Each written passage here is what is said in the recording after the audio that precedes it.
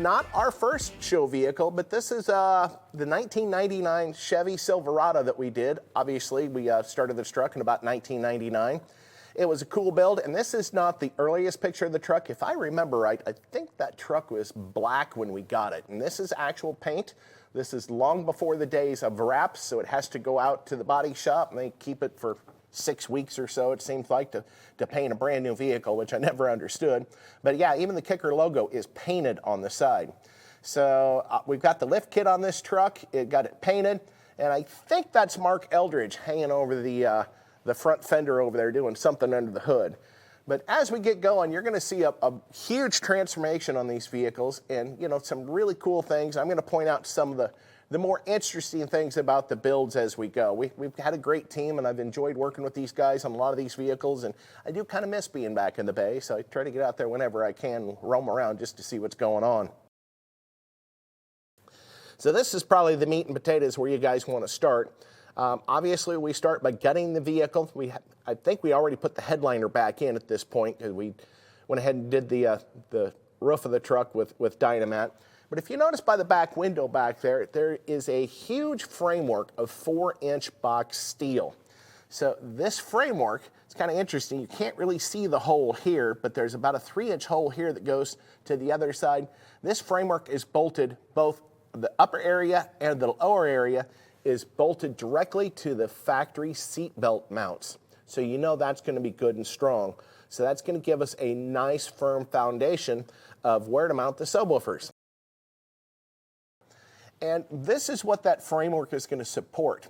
That is 4 15-inch L7 woofers that are going to be suspended by that box tubing frame, and it's going to float in the center of the enclosure, and the perimeter around this baffle for the woofers is going to be the port. So we did a lot of calculations to get the correct port area, the correct port length, and obviously the back is not in this enclosure. Those woofers were not plate infinite baffle. But if you look at the paint job, it's all painted to be diamond plate. This truck was painted, and there was a lot of it to be painted, by a company called Ironworks that used to be in Sand Springs, Oklahoma. They're no longer there, but when you see the paint job in this truck, remember that these guys did this truck in 5 days. I think there were 12 of them working about 18 hours a day to get this thing painted, because it had to be ready for the SEMA show.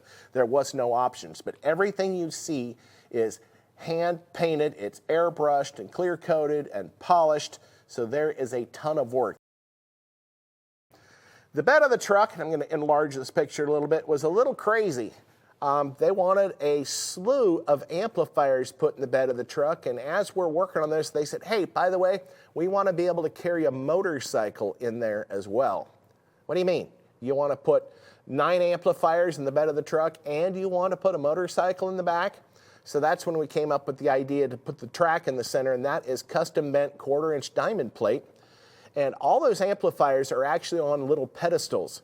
And I learned something interesting about fiberglass doing this. If you mix that fiberglass too hot, or you've got a really long span, as it cures, it will tend to warp things. So this was kind of, basically the same size as the base of the amplifier, but it actually pulled this whole section down where there was about a 1/2-inch gap all the way around on the 2 ends of the amplifiers where that panel bent in the middle. So I had to go back in and fill all of those in, make sure it was all, built to withstand the force of driving on the road. You've got an 1/8-inch aluminum plate, and then you've got a 1/4-inch of plexiglass. All those bases were lit up. So you see the bottom, this is also an LED plexiglass ring that had strobe lights in it. So it was pretty cool. And yes, the entire bed of this truck is painted fiberglass. So we got going, got it all, dialed in. We started really finishing it out, and someone came up with the idea, hey, let's put a PlayStation in this truck. Where the heck are we going to put a PlayStation? We pretty much had the whole thing all fabricated, and you didn't really have a way to put one in front, so we ended up making these little pods for these monitors back before LCD monitors were really popular, and we sunk the controls down in the bed of the truck. That's the actual player. And we got thinking about it, well, what fun are video games without sound? But we didn't have any place to really put speakers.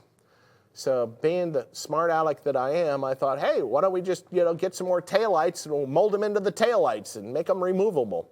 So that's kind of what we did. We actually went and bought the taillight replacements from the Chevy dealership, put a set of rings on them, and then glassed the enclosure, and we made those so that they could be easily exchanged for the proper taillights, so you could have the taillights when you're driving, and you could have them set up as speakers when you want to play video games at events. So it was actually a lot of fun.